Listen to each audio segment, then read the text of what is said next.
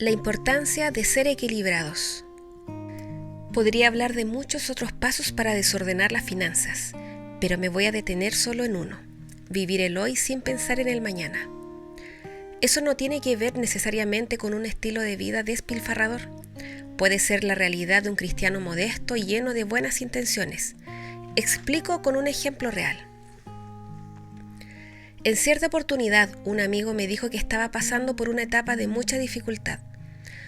Todo su ingreso estaba comprometido con gastos esenciales y ni siquiera sobraba lo necesario para un simple helado con la familia. Sin ahorros, se justificaba recordando las innumerables veces en las que había ayudado a amigos y familiares. Si nunca había ahorrado a lo largo de la vida, fue porque, según él, siempre había estado dispuesto a ayudar a quien le pidiera. Del tipo de persona que vivía una vida sencilla, sin ostentación alguna, este amigo se entregó tanto por el prójimo que se olvidó de cuidar de sí mismo. En el balance de su presupuesto a lo largo de su vida podemos notar un fuerte desequilibrio en el que su prójimo adquirió gran relevancia al paso que su yo del futuro quedó completamente descuidado. Muy cristiano su comportamiento, quizás estés pensando. De hecho, se trata de un ejemplo de persona generosa y altruista, pero también imprudente. Todos tenemos un yo del presente y un yo del futuro. Ambos necesitan atención, no deben ser menospreciados. Ahorrar para donar. En cierta oportunidad, al aconsejar a un hermano sobre sus finanzas, Elena de White señaló que no debía ser avaro, sino honesto consigo mismo y con sus hermanos. Conviene subrayar que este consejo se enmarca en un contexto de aliento a la economía, una economía equilibrada que se preocupa no solo por las necesidades de los demás o de uno mismo, sino de ambas. La misma autora destaca que muchos desprecian la economía, confundiéndola con la tacañería y la mezquindad. Pero la economía se aviene perfectamente con la más amplia liberalidad. Efectivamente, sin economía no puede haber verdadera liberalidad. Hemos de ahorrar para poder dar. El mismo acto de dar, por lo tanto, depende de que primero cuidemos del equilibrio de nuestras finanzas. Comprendido esto, necesitamos definir una planificación financiera responsable, con criterios para ahorrar, gastar, donar, ayudar, regalar y, necesito decir, ofrendar también. Ofrenda proporcionalmente. Sí, ofrendar. El Señor espera que sus adoradores le presten un culto racional. Romanos 12:1. En relación con las ofrendas, cada uno debe decidir en su corazón cuánto dar. Jamás de mala gana ni bajo presión, porque Dios ama a la persona que da con alegría. Segunda de Corintios 9:7. Cuando ofrenden, que sea siempre en proporción a lo que tienen. Todo lo que den es bien recibido si lo dan con entusiasmo, y den según lo que tienen, no según lo que no tienen. Segunda de Corintios 8:11 y 12. Esto significa que antes de ir a la iglesia tenemos que reflexionar en casa y fijar una cantidad de ofrenda que esté en consonancia con la bendición que hemos recibido del Señor y al mismo tiempo sea coherente con lo que podemos dar. Esta cantidad depende de nuestras otras prioridades y compromisos, porque aquellos que se niegan a cuidar de sus familiares, especialmente los de su propia casa, han negado la fe verdadera y son peores que los incrédulos. Primera de Timoteo 5:8.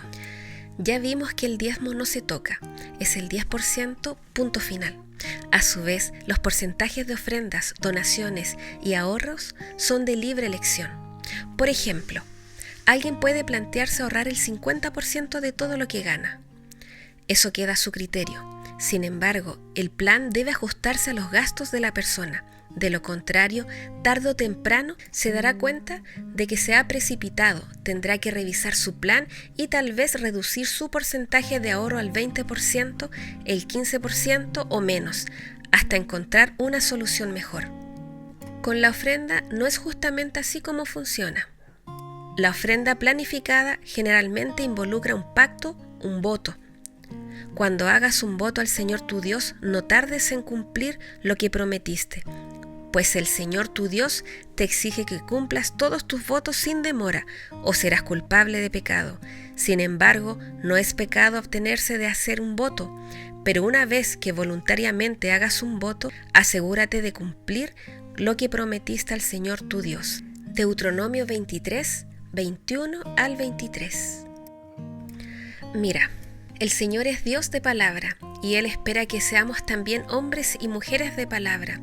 Él no exige que le hagamos promesas, pero si las hacemos, debemos cumplirlas. Por eso, a la hora de definir un porcentaje de ofrenda y hacer un voto al Señor, necesitamos ser muy criteriosos. Cada uno debe calcular su presupuesto, reflexionar sobre los compromisos que tiene y entonces hacer su plan particular. Es preferible comenzar con un porcentaje bajo, que sea factible y pueda ser elevado a lo largo del tiempo, que partir de un blanco elevado que después sea impracticable. Eso no significa que debamos ser mezquinos con Dios. Claro que no. No se trata de mezquindad ni de falta de fe, sino de racionalidad y planificación.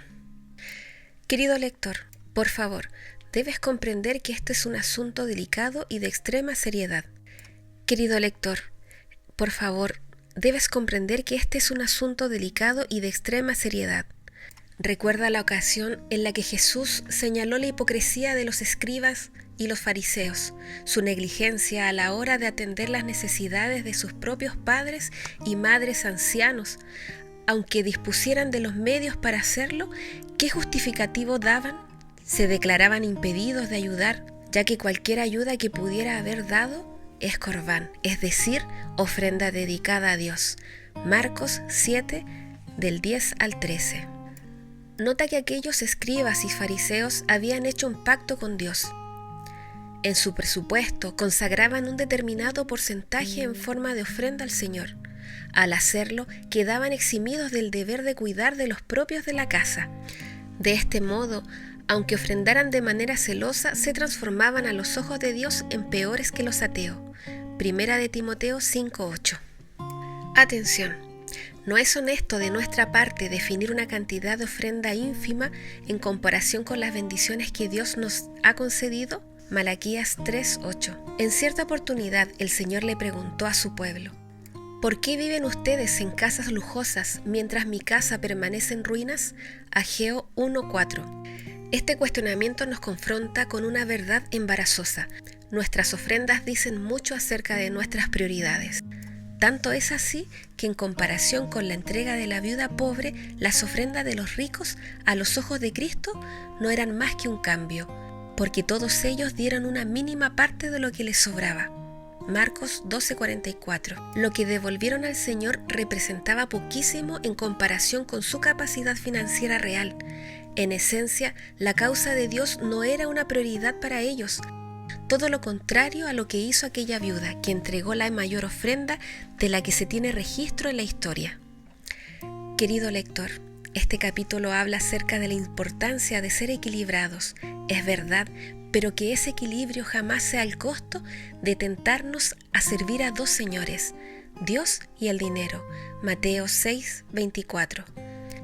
Solo puede haber un Señor en nuestro corazón, que sea el Dios creador y redentor, aquel que por amarnos tanto dio su bien más precioso, su único Hijo, para que todo aquel que crea en Él no se pierda, sino que tenga vida eterna. Juan 3:16.